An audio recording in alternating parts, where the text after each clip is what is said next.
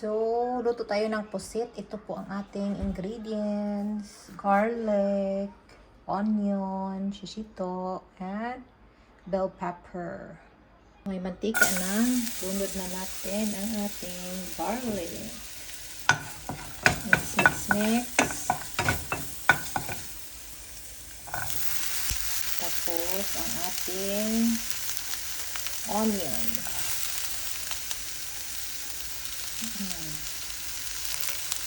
Ayan. Paig na. Ito po ang ating pusit. Lagay na po natin.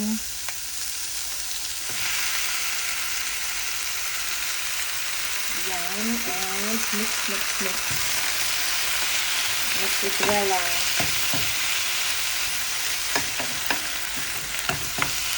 At lagyan natin ng asin. Ito na naman yung ano natin, the usual natin na taste.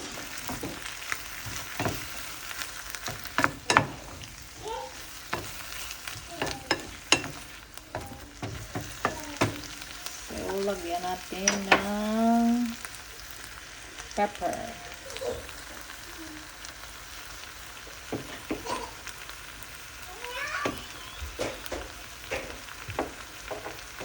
And then, lagyan natin ng bitsin.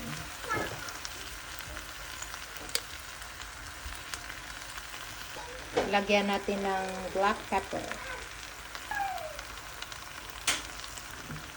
And toyo.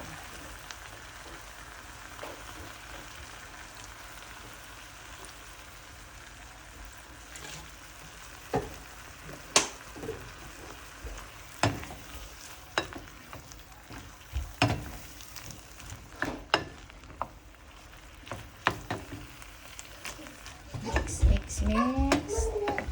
And ilagay na natin ang ating green. Ano ko na gisili.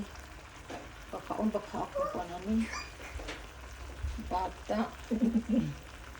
Ayan. Ayan lang yan, of course. Mix it well.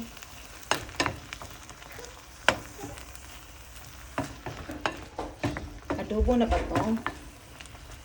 Ang version lang. Takpan muna natin in a while. Ayan, so takpan muna natin para mag-simmer yung sauce. So while having that, mag-boil tayo ng okra. Ayan, so boiled okra. Ayan lang. Natin ang ating adobo. Woo! Tikman natin. Ganyan lang kasimple mag-adobo ng pusit. Ayan, so tikman natin. Ayan, lami. Sarap. Ready na tayo sa lunch. Low fire tayo. Ayan, low fire lang.